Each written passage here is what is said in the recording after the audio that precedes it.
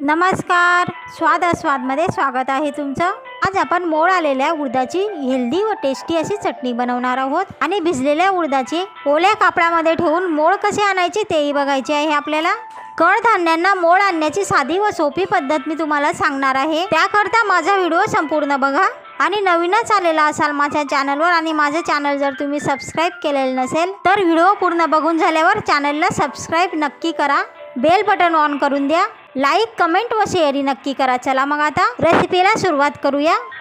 आज आपण मोड आलेल्या उडदाची चटणी करणार आहोत। अगदी हेल्दी व टेस्टी अशी चटणी तयार होते। त्यासाठी हे 2 वाट्या आपण उडीद घेतलेले आहेत, त्यांना स्वच्छ निवडून घेऊया आणि 2-3 वेळा पाण्याने धुवून घेऊ।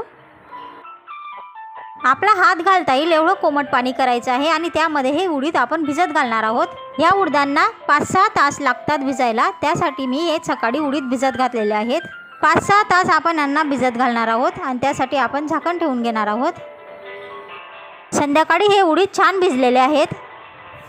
आता आपण या भिजलेल्या उडदांना सुती कापडामध्ये बांधून घेणार आहोत। असं बांधल्यामुळे ह्या उडदांना सकाळी दुसऱ्या दिवशी मोड येतील।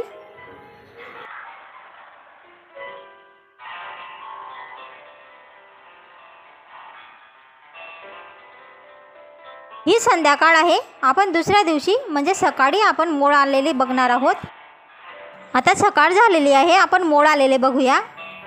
बघा उडदांना किती छान मोड आलेले आहेत। या उडदांना मी साधारण 13 ते 14 तास आपण सुती कापडामध्ये बांधून ठेवलेले होते, त्यामुळेच हे मोड आलेले आहेत। साधारण 13-14 तास मोड यायला लागतात। तुम्ही ह्या पद्धतीने मठाला व मुगालाही मोड आणू शकता।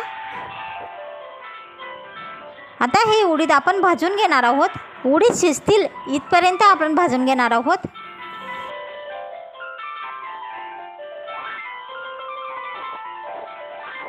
आता आपले उडीद छानपैकी भाजले गेलेले आहेत। आपण गॅस बंद करून घेतलेला आहे। आता उतरवून घेऊया।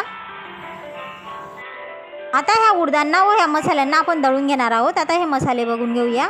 चवीनुसार हिरव्या मिरच्या मी भाजून घेतलेल्या आहेत। तुम्हाला कमी जास्त तिखट लागत असेल त्यानुसार मिरच्या घ्या। 5-6 काळ्या कोथिंबीरीच्या घ्या।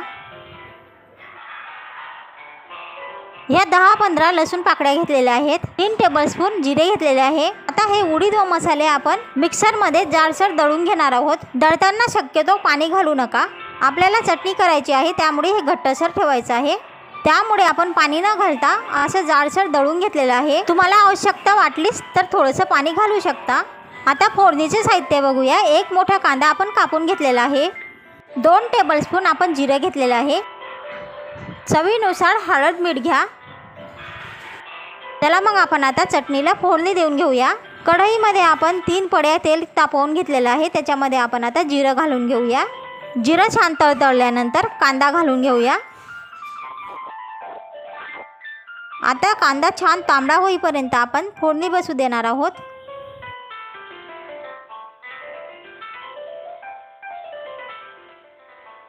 आपला कांदा तांबडा झालेला आहे, छानपैकी फोडणी बसलेली आहे। आता ह्या फोडणीमध्ये आपण हळद मीठ घालून घेणार आहोत। मिक्स करून घेऊ। मिक्स झाल्यानंतर लगेचच आपल्याला उडीद व मसाल्यांचं जे वाटण केलेलं होतं ते आपण फोडणीत घालून घेणार आहोत। आता आपण सर्व साहित्य मिक्स करून घेणार आहोत।